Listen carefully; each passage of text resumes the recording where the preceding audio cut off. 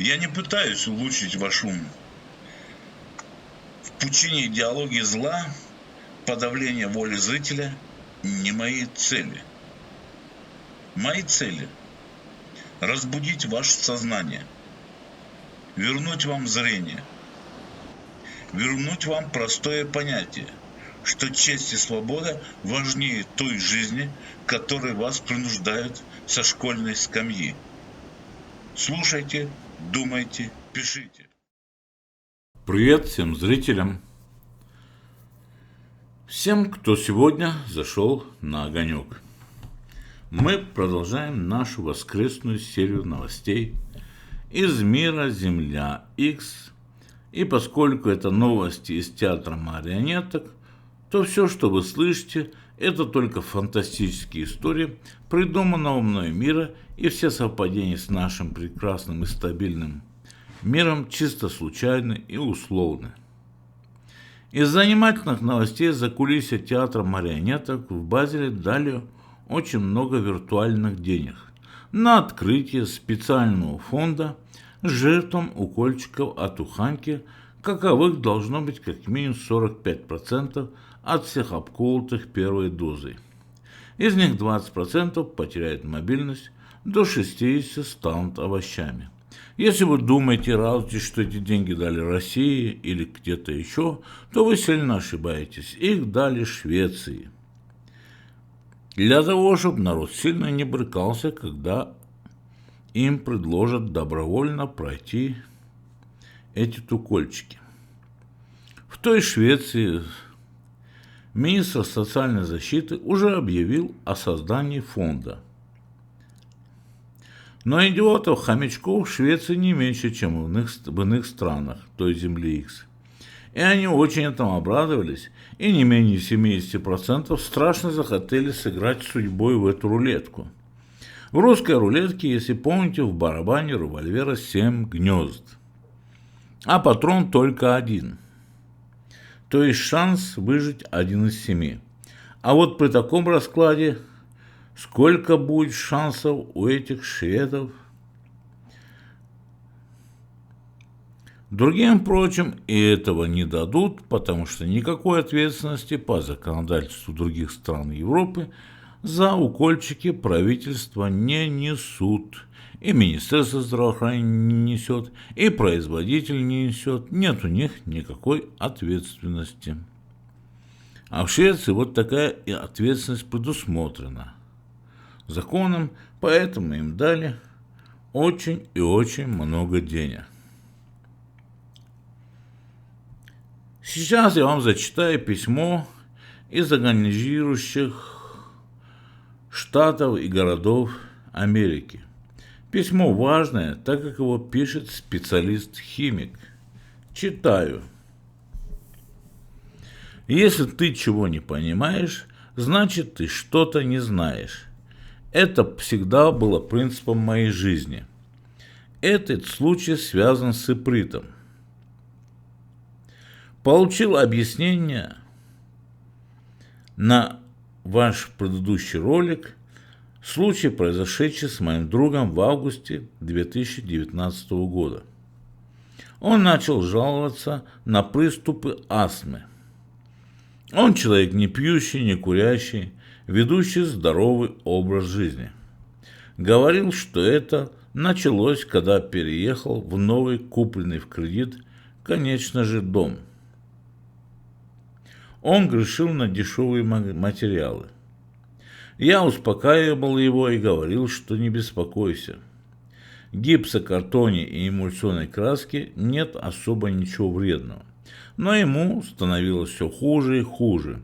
Он похудел почти вдвое от своего веса, и лечение не помогало. Я подчеркиваю, похудел 2 раза почти, и лечение не помогало. Врачи вообще сказали, что астмы у него никакой нет. Но приступы у него не есть, все признаки есть, и они не знают почему. Так вот, в августе 2019 года был приглашен последний специалист. Это я. Нет, не по медицине, конечно, по химии. Этим я занимался профессионально очень долго, в том числе и в России.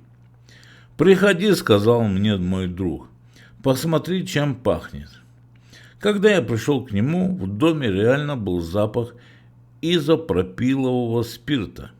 Я удивился. Спирт – это, конечно, пить нельзя, но он спирт и быстро испаряется. Значит, есть источник или, возможно, идет какая-то реакция с выделением спирта. Первый мой вопрос был, где у тебя жидкости химические хранятся. Мне показали шкаф в ванной, обычные стандартные химикаты. Тогда я предположил, а жидкий порошок для стирки есть? Да. И он показал бутыль со стандартной и всем известной марки, начинающейся на латинскую букву «Т». Жидкость при этом пахла как обычно. Но спирт выделяется при нагреве.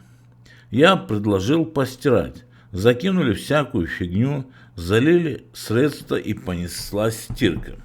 Пьем чай и болтаем. Через 15 минут у меня впервые в жизни начался приступ астмы. Я не мог дышать. Я с моим другом выскочили на улицу, и дыхание восстановилось. В дом мы решили не входить, а только открыли окна и двери и ждали, когда процесс стирки закончится и все сольется в канализацию. Я предположил, что вместо изопропилового спирта добавили по ошибке метанол. Я спросил, где он купил это средство. Он сказал, что заказал через интернет со скидкой 50%. У меня, кстати, было то же самое средство, но приступ астмы оно не вызывало. Дальше самое интересное. Я сказал ему, я найду лабораторию и давай туда отправим это средство. Если там метанол, проверим. То тебе не антибиотики нужно колоть, потому что антибиотики не помогут, а внутривенно медицинский спирт вливать. Это антидот при отравлении метанолом. Сказано, сделано. Нашел лабораторию, договорились, отправили посылку с чеком на оплату. Договорился, и тишина. Полная тишина. Я писал, звонил, ничего. В конце концов попросил друга позвонить со своего телефона. И, о чудо, они там живы и отвечают. Девушка сказала, да, посылку получили давно, и она в работе. Обещала перезвонить через 10-15 минут. И правильно, тишина. Потом я об этом забыл. У друга к декабрю приступы прекратились. И вот теперь вспомнил, а точнее понял после вашего ролика. Там точно был иприт. Иприт вступает в реакцию со всем, чем возможно. Отсюда бесконечный запах спирта. Поэтому никто ничего не отвечал. А в Америке законы пока еще работали. Если ты нашел иприт и ответил заказчику, что ничегошеньки не нашел, а другая лаборатория его нашла, у тебя будет, мягко говоря, проблема и большая. Но если ты ничего не ответил, то с тебя взятки гладкие. Что сейчас вошло в нашу жизнь, чего не было особо до этого? Спросите себя сами. Да, правильно. Санитайзеры на гелевой основе. Как моющее средство. Именно на гелевой основе. Что чуть-чуть не убило моего друга. Так вот, я рискну предположить, что сейчас людей травят через санитайзеры на гелевой основе. Иприт прекрасно, 100% растворяется в изопропиловом спирте, который принимается в санитайзерах. Иприт постепенно, я подчеркиваю, постепенно накапливается в организме. А потом у протирающих руки, особенно часто, скоротечное воспаление легких и все, смерть от уханьки. Ну, кто дотянет до лета и думает, что если я не буду протирать руки санитайзером, то выживу, думаю, тоже может не радоваться. Дальше подобными растворами будут обрабатывать подъезды и улицы, а уж травить комаров в городе с самолета или просто трактор с прицепом для обработки растений запустить. В общем, дело не хитрое, главное объявить: мы травим комаров. Где комаров нет, можно клещей травить, где нет клещей, можно блох травить. Главное объявить, например, эпидемия блох, и начать их травить. Хомяки во все поверят и зарежут всех своих домашних питомцев. Тут в Нью-Йорке летом наблюдал такую обработку. Ночью я проснулся от того, что начал задыхаться. Услышал шум, закрыл окно. Я увидел трактор с хозяйственной, что мирно ехал и поливал из распылителя чем-то улицу. Но нам тогда повезло. Через час на наш район обрушился просто шквал воды и всю дрянь смыло. Утром на столбе в начале улицы висело помятое объявление, что будут проводить обработку от комаров. Просьба закрыть окна и запустить в дом домашних питомцев. Вот так. Я уже, Марат, писал вам летом об этом, и вы сказали, что это важная информация. Я, человек, не предполагал, что нас будут травить вот так тупо, просто как мух, и чем, и притом. Также могу предположить, конечно, бездоказательно, что та же испанка, например, там, где она была, это тот же иприт, что распылили местами где-то кто-то. Но это просто мысль. Одно слово: твари бездушные. Человек этого сделать не может. Если хотите, можете зачитать целиком или полностью данное письмо. Можете частично, оно длинное, можете не зачитывать. Хорошего вам рабочего дня. Вот такое письмо. И это письмо, к сожалению, есть еще подобная информация, но я не могу ее опубликовать по ряду причин. Есть один простой вопрос. Как вы считаете, почему все хомячки разумные и хомячки неразумные добровольно становятся в очередь к флаконам с ядом во всех общественных местах этой самой Земли X и с ожесточением занимаются самоуничтожением? Особенно интересен эффект прикасания к лицу после такой обработки рук. Но они будут писать, что Уханька непобедим благодаря тупости и слепой вере в спасение их и никакого значения не имеющей жизни. Еще вопрос. Кто-нибудь знает, что земледельцы делают на полях, где расплодились и жируют хомячки? Прямой вопрос. Подумайте, что делают земледельцы на полях, где расплодились и жируют хомячки. Очень смешная плюшевая куколка по имени Зеленка Киевская, тем не менее, появилась на сцене театра и обещала мобилизовать всех выживших после тотального 25-летнего геноцида хомячков самостийных на великий бой с хомячками-московитами. Биться они должны будут в масках, но голые и очень голодные. Почему, я не знаю, но хомячков-московитов в бой поведет Яшка из Моссада и Соловей неразбойный, но сделок говорливый. Все эти марионетки очень любопытны с точки зрения дуримаров в Базеле и очень их развлекает в гномьих пещерах, когда они смотрят картинки об их жизни. Радостная теперь пришла новость для хомячков с долгами из Земли X, где тоже есть некоторые такие объединения, типа ЕС, США, Канады. Все долги, я подчеркиваю, все долги им в банках спишут и выдадут ID-карту хомячка вакцинированного, привитого, чипированного и бесполого. И он обязательно еще должен подписать один контрактик. В карточке не будет графы половой принадлежности. Стерилизация будет проведена после окончательного распределения по жилым секторам с площадью 5,7 метра на единицу. Детей младше 10 лет отвезут на территорию зачищенной Восточной Европы для подготовки верноподданных императору Всероссийскому Николаю Великому, пока, как я сказал, он занимается ликвидацией россиян, придуриваясь в тени куколки Крошка Пу. Срок его возвращения на трон империи 30 декабря 2020 года. Запомните этот срок для Земли X, для театра. Когда в театре это событие произойдет, мы с вами дружно вспомним об этом. А пока можете посмотреть, что там за дата. Это такая 30 декабря 1922 года. Я еще раз повторю, 30 декабря 1922 года. С этой даты 30 декабря 2022 года пройдет ровно 100 лет.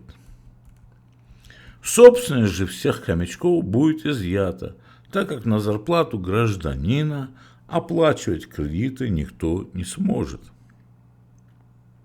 Эта зарплата будет предоставлять возможность проживания в бараке под названием отель или гостиница, в пенале под названием жилье, получать корм, который сначала будут называть сбалансированным двухразовым питанием в ближайшем ресторане, берем слово ресторан в кавычки, быстрого обслуживания. К концу 2025 года это будет уже называться пищеблок, а еда тоже будет называться корм. Советы мои тем, кто жил на территории СССР. Не иметь долгов, иметь независимый доход, иметь золото и серебро, жить в деревне, стараться, не иметь никаких отношений с государством, совсем никаких отношений. Даже если вам предложат $1000 в неделю за то, чтобы вы работали уборщицей в государственном предприятии, категорически отказывайтесь. Если вы живете в городе, покидайте, если можете. Все, кто не примет этот вариант, вывезут в центр быстрого лечения от уханьки с вышками и вертухаями-клонами. Их построили уже много. То есть, если вы не согласитесь вакцинироваться, чипироваться, принять карточку гражданина и зарплату гражданина, то вас вывезут в центры быстрого лечения от уханьки. К 2030 году 110-120 миллионов ваших детей ничего не будут знать об истории мира с 1917 года по 2025 год. Да и мало что из истории до этого периода. Они будут знать, что была страшная война с Уханькой непобедимым. И император Великий Роман Гольштейн со своими сподвижниками их спас от гибели и голода, и будут радостно петь в школьных хорах «Боже, царя храни». Небольшие колонии выживших будут очищены от всех книг, документов, фото и видеоматериалов, и все их жители будут молчать для спасения себя и детей своих, как было в 1928 году до 1937 года. Естественно, к этому времени все хомячки удобрят своим пеплом заросшие лесами некогда пахотные земли. То есть все, кто получит карточку этого самого гражданина, к 2030 году с лица этой земли X совсем исчезнут. Но это все в их нескрываемых планах на этой земле X. Что получится в реальности, зависит только от носящих в себе искру Создателя, ибо их воля выше воли тварей бездушных. Они привыкли, что все можно решить, навязав стаду волю свою. Когда в 1933 году им потребовалось собрать всю Европу в единый кулак и уничтожить бессмысленные бойни самых лучших носителей здоровых мужских генов русов, они буквально на коленке нарисовали Третий рейх.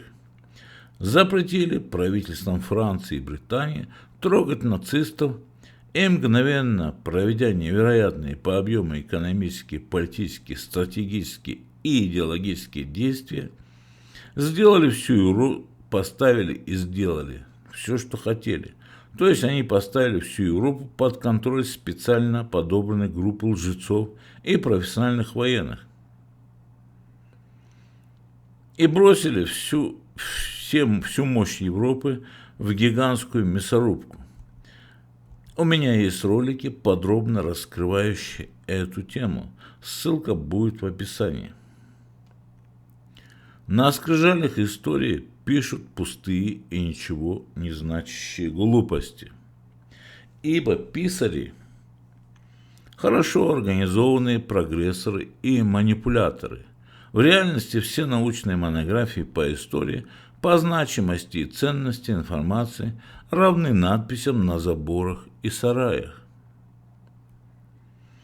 И если художественное творчество талантливых прогрессоров можно читать, им можно восхищаться, смотреть их картины, понимая, что это очень талантливая ложь, например, такая, как картина Репина, то научное творчество писарей читать не стоит совсем. То есть не надо читать всякие исторические монографии и изучать работы историков.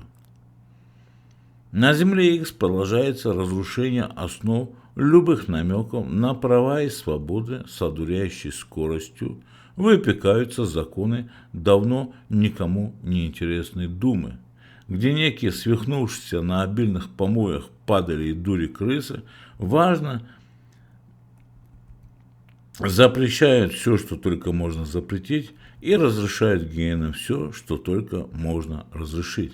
Хотя плевать гиены хотели как на запреты, так и на разрешения. То есть хомячкам запрещают все, четко уже определяя их место в клетке.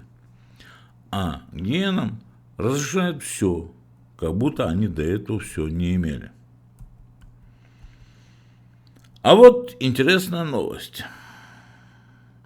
Из Англии была недавно. Англичане послали свою, вернее, как они считают ее своей, но на самом деле она их не своя, королеву, в известное неприятно пахнущее отверстие для эвакуации отходов в человеческом организме. И с чувством исполненного долга разошлись по домам, которые они считали и до сих пор, наверное, считают своими крепостями, не понимая, что это на самом деле их клеточки, и то временные. Все эти протестные бунты комичные и жалкие. Они очень полезны нечисти по 3 причинам. То есть, наоборот, они очень полезны тем, против кого эти бунты устраиваются. Первое. Выпуск пара социального напряжения. То есть человека доводит до точки кипения, он уже не знает, что делать, он готов схватить лопату, лом, кухонный нож или еще что-нибудь, или бросить что-нибудь на голову кому-нибудь в окно. И вот тут он получает сообщение, что сегодня будет протест, и он радостно туда мчится, где и выплескивает всю свою ненависть в бесполезный совершенно ор. И в лучшем случае начинает бросаться на хомячков, которые стоят в цепи с щитами и в касках. Тем самым он выпускает свой пар, энергии свою расходует, холестерин в крови расходует, и, довольный, с чувством исполненного долга, ползет к себе залечивать синяки и травмы. Второе. Сбор негативных эмоций в огромном количестве и в одном месте. То есть, когда толпа стоит на площади, что-то орет, что-то требует, там еще ее со сцены, так сказать, настраивают соответствующим образом крикуны и глашатые, которым прекрасно оплатили их крикущество и вопли. И они там стоят на сцене, орут, а эти внизу стоят, тоже орут. Все стоят, все друг друга боятся, полиция вокруг стоит, смотрит, как они орут. Всем весело, но на самом деле идет постоянный сбор всех этих негативных эмоций, потому что это пища. Третье. Замыливание реальных причин для протеста под разного рода призывами. часто взаимно противоречащими друг другу. Если возьмете любое протестное движение в любой стране, там нет единства никакого. Один хочет в лес, другой под дрова. То есть их не объединяет ничто, кроме протеста. То есть что делать друг будут они, если их протест принесет результат, никто от них не знает. И спрашивать тоже у них не будет. В рядах этих протестантов нет единства, логики, плана действий и даже общих целей даже на 3 дня вперед. То есть все по классической басне «Лебедь, рак и щука». Лебедь там рвется в небеса, рак пятится назад, а щука тянет в воду. Любой протест может принести результат только при наличии 3 условий. Я подчеркиваю, только при наличии 3 условий. На улице только мужчины готовы идти до конца. То есть, если ты вышел на улицу, ты знаешь, что ты не вернешься, пока не добьешься результата. Без результата возвращаться смысла нет. Если ты не уверен, что будет результат, то нечего ходить на улицу. Которых всех этих мужчин должна объединять единая цель. А армия и полиция, и служба отказываются их прессовать и присоединяются к ним. То есть это тоже обязательное условие. То есть практически это представить себе невозможно. Вот спросите, пойдите у любого борца с Лукашенко, даже самого порядочного. Какая у него цель? Зачем он вместе с остальными усиленно рубит днище лодки, в которой плывут его семья, его друзья, его дети? Когда рядом с их лодкой стремительно тонет корабль ЕС, разваливается плот Украины, горит ржавый крейсер Россия и теряет газ маленькая надувная лодочка Прибалтики. Единственное способное выплыть средство, именно это была лодка Белоруссии. Прежде чем бунтовать, надо понимать, надо постараться понять. Я понимаю, что мозгов мало, надо постараться понять, что прежде чем бунтовать, зачем, почему и как потом жить, если ваш бунт дал результат. Кстати, полномочия Лукашенко в Лондоне королева не подтвердила. То есть у него сейчас их 0,0. Так что ждите 30 декабря, как я сказал, 2022 года. Лукашенко свой шанс упустил. Хотя и трепыхается пока, шантажирует Базель заявлениями, такими как-то, что он скептик и колоться не собирается. Он, бедняга, все надеется, что среди жителей республики есть способные на осознание этого заявления, способные реально воспринять это заявление. Он же не может это открыто сказать. Укольчик полный бред, и делать его не надо. Он вам это говорит в заулированной форме. Уганька – это бред, и ничего делать не надо. Он это тоже многократно говорил. Чисто по разуму мне жаль, что не удалось поговорить с ним часа 2, месяца 3 назад. Все было бы по-другому. У него все было для победы, а он просто струсил. Если бы там был с десяток офицеров, всех русов можно было бы спасти. В Беларуси я имею в виду.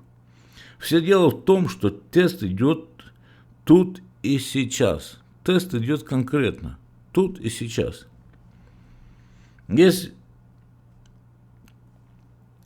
Если бы русы могли очистить свои страны от слух нечисти, наши дети были бы спасены от уготованной им участи детских интернатов по подготовке верноподданных дому Романа Гольштейна. И палачу работы было бы намного меньше, ибо каждый, кто имеет возможность встать, но не встает с колен, должен понимать, что он будет на той же плахе, что и крысы и людоеды, педофилы и насильники, ибо и вина его много хуже. Он, имея душу, продал ее просто за липки под страха. То есть, если тварь бездушная, какой-нибудь там банкир или какой-то медик, он хоть знает, за что он это сделал, то остальные люди, имеющие чистую душу, продают ее просто за липки под страха. Для чистых и светлых опасности нет и быть не может. Я уже это 20 раз говорил. Основная задача каждого, кто несет в себе частицу Творца, сохранить ее и следовать ее воле. Вот что надо делать. Следовать частице Творца в себе. Если все отпустят, дадут волю над собой частице Творца, не надо писать «давайте тут встречаться, объединяться». Они сами найдут друг друга. На этой земле X Уханька одержал победу быструю и очень легкую. Никогда еще со времен 1933 года хомячки столь быстро и безропотно не принимали новую веру. Отбрасывая от себя все свои убеждения и якобы имеющие принципы, они забыли все, чему их учили. Например, те самые врачи, дававшие клятву Гиппократа, они совершенно забыли все, чему их учили. Ученые-биологи забыли все, чему их учили. Ну, это выгодно же, понимаете? Им казалось, что это очень выгодно забыть. Верующие покорно приняли закрытие храмов. Все верующие, всех течений, всех конфессий, всех сект, католики Италии или Испании, буддисты в Индии, сразу забыли вместе с отцами церкви все заповеди и все постулаты веры. Они просто все забыли. Меня больше всего поразили, например, турки из всей этой истории. Я, честно говоря, не думал, что Эрдоган сможет закрыть мечети, сможет запретить туркам праздновать религиозные праздники. Они же все были не норвежцами, в конце концов, которые в церкви бывают дважды, во время своего крещения и в виде тела перед крематорием. То есть это поразительно просто. То есть люди за один день, буквально за 2 дня все забыли. Всю свою веру, все свои убеждения, все забыли в ноль. Эти турки повели себя как кастрированные барашки. И за один день забыли все заповеди Корана. Они забыли все и сели под замок. Свободолюбивые, как они всегда хвастливо об этом заявляли, французы приняли новый фашизм Макрона и, одев маски, самоизолировались, спокойно наблюдая, как толпы мигрантов без масок, без всякой самоизоляции, без всякой дистанции социальной загаживают центры красивейших городов Франции и насилуют их девушек. Богатейшие еврейские семьи мира, я подчеркиваю, огромное количество богатых евреев в Нью-Йорке, Вашингтоне, Лондоне, да где угодно, в Париже. Бегут непонятно, не зная куда, выпучив глаза от страха. Бегут из Нью-Йорка, Израиля, Вашингтона, Лондона. Но при этом их главы, я подчеркиваю, главы этих богатейших семейств, супербогатые люди со своими домами, яхтами, поместьями, они что делают? Вовсю ратуют за толерантность, за демократию, моют ноги наркоманам из числа тех, чьи жизни очень важны.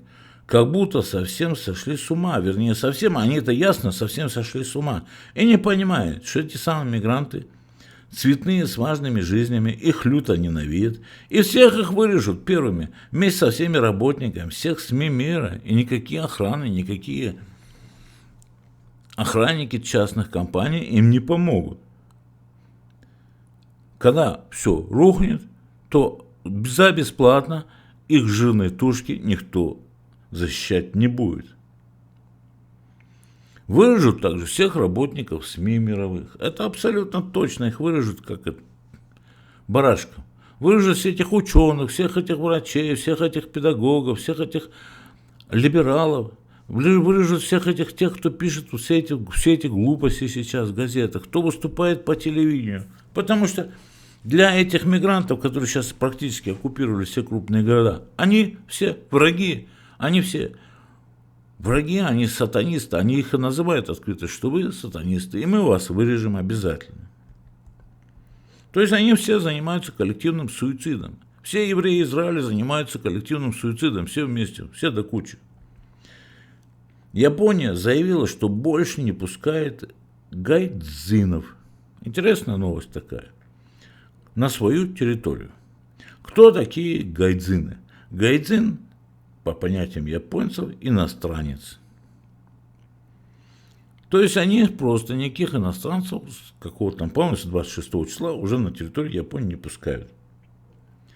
Кстати, иностранец в глазах японского традиционного понятия общества традиционного, в глуби этого общества, почти на бессознательном уровне, воспринимается как беспородная собачка. Можно погладить, а можно и ногой пнуть. Как уж захочется.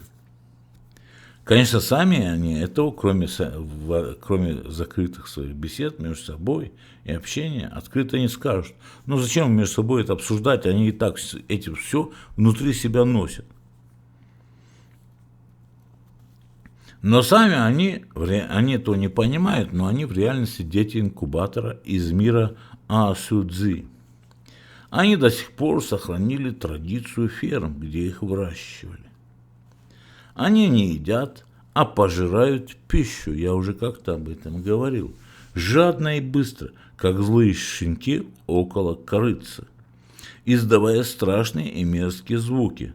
Эти звуки призваны проявить агрессию и защитить свою порцию корма. Они грозно бросают взгляды по сторонам, налево, направо, прямо перед собой, пугая своих соседей по трапезе, чтоб те не отняли. Каждый из них стремится как можно быстрее сожрать свою порцию, чтобы не делиться.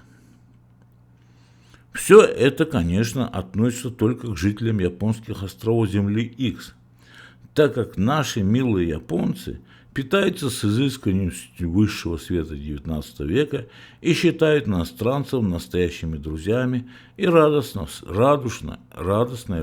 встречают их повсюду, по всей Японии. Вот такие у нас какие-то новости сегодня. Теперь, как всегда, я вам говорю, что мы встретимся в следующий четверг. Поговорим о том, что я обещал. Я вам покажу 2 учебника, может, еще что-нибудь вместе. Но, скорее всего, я, как я обещал, сделаю ролик по поводу учебника химии. И на основе огромного толстенного словаря по медицине от 1952 года. Конечно, все там не покажешь, но я постараюсь найти интересное, то, что всем вам будет интересно. Ну и также в том ролике я постараюсь вас немножко, так сказать, развеселить, поднять вам настроение. Не все же нам только о буханке разговаривать. Сейчас, друзья, как и обычно, по воскресеньям я буду вам читать какое-нибудь свое одно произведение. Надеюсь, что оно вам понравится. И постараюсь в нем тоже не портить вам ничем настроение. Слушайте. Стихотворение называется «Ты ни о чем не спрашивай меня». Это стихотворение я писал тогда еще, когда курил. Сейчас я очень давно не курю. Ты ни о чем не спрашивай меня. Незаданный вопрос есть снисхождение свыше. Кричат глаза, но слов никто не слышит. Ты ни о чем не спрашивай меня. Давай мы помолчим под слабый треск огня. Здесь на ковре у старого камина от сигареты вверх летят комочки дыма. Ты ни о чем не спрашивай меня. Огонь живет, сомнения храня. Твоя рука мелькает светлой птицей. Молчать умеют только единицы.